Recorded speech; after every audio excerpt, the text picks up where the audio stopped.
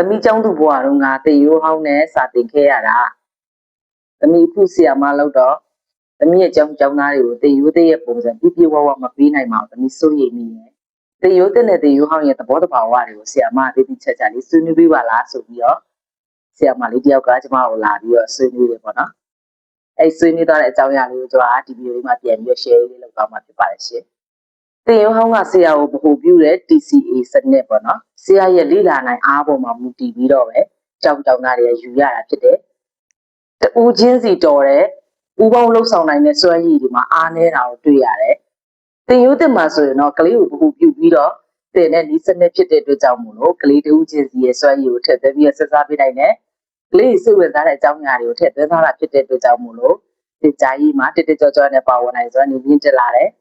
ကလေးတွေရဲ့လွတ်လပ်စွာတွေးခေါ်နိုင်စွမ်းနဲ့တီထွင်ပန်နိုင်စွမ်းတွေကိုအရေးပေးထားတာဖြစ်တဲ့အတွက်ကြောင့်မို့လို့ကလေးတွေကလူကြီးဖြစ်လာပြီဆိုတဲ့ခါကျရင်တာဝန်ယူမှုတာဝန်ခံမှုစိတ်တွေသူတို့မှရှိလာတယ်။တင်ရိုးဟောင်းကဆရာကိုဗဟုပြုတဲ့စနစ်ဖြစ်တဲ့ကြောင့်မို့လို့ဆရာရဲ့လေ့လာမှုတွေဘာတရဲ့ကျွမ်းကျင်မှုတွေသင်ကြားကျွမ်းကျင်မှုတွေပေါ်မှာပဲလုံးဝမူတည်နေတယ်။တင်ရိုးတက်မှာဆိုရင်တော့ကျောင်းသားနဲ့ဆရာမတွေကအပြန်အလှန်သင်ယူကြရတာဖြစ်တဲ့အတွက်ကြောင့်မို့လို့ကျောင်းသားတွေစီကနီးလန်းနေရမယ်ဆရာမတွေစီကနီးလန်းနေရကိုယ့်ရဲ့အမြင်သူ့ရဲ့အမြင်မတူတာတွေလည်းဖလှယ်ပြီးတော့ဆွေးနွေးရတာဖြစ်တဲ့အတွက်ကြောင့်မို့လို့တေရိုးတက်မှာဆိုရင်ပူပေါင်းဆောင်ရွက်နိုင်စွမ်းနေမြင့်တက်လာတယ်အခုမှစတင်မဲ့ဆရာမလေးတွေနေနဲ့ဘာတရက်တေးကိုတည်တည်ချာချာမကျွမ်းကျင်သေးဘူးတင်နီးတွေကိုမကျွမ်းကျင်သေးဘူးဆိုရင်တော့ပဲကလေးနဲ့အတူတူအပြန်အလှန်သင်ယူလို့ရတယ်ဆိုတာကိုကျွန်မကတည်တည်ချာချာလေးပြောပြလိုက်တယ်ပေါ့နော်တေရိုးဟောင်းကမပေးနိုင်ခဲ့တဲ့ပူပေါင်းဆောင်ရွက်နိုင်တဲ့စွမ်းရည်တွေအမြင်မတူတာတွေကိုဆွေးနွေးနိုင်တဲ့စွမ်းရည်တွေက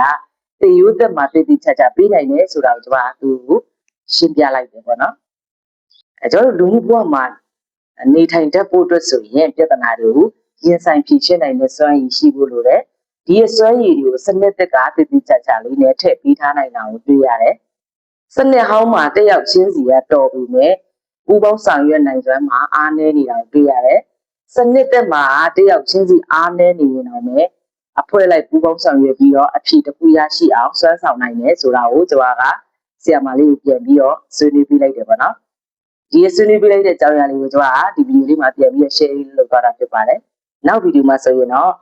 တင်ရိုးဟောင်းနဲ့တင်ရိုးသိရဲ့ကွာခြားချက်လေးတွေကိုစာသင်ခန်းတွဲတွေ့ကြုံလေးတွေနဲ့ပေါင်းစပ်ပြီးတော့ share လုပ်သွားမှာဖြစ်ပါတယ်ကျွန်တော်ဗီဒီယိုလေးအဆုံးထိကြည့်ရှုပေးတဲ့အတွက်ကြောင့်အားလုံးကိုကျေးဇူးတင်ပါတယ်နောက်ဗီဒီယိုမှာပြန်ပြီးတော့တွေ့ဆုံကြမယ်နော်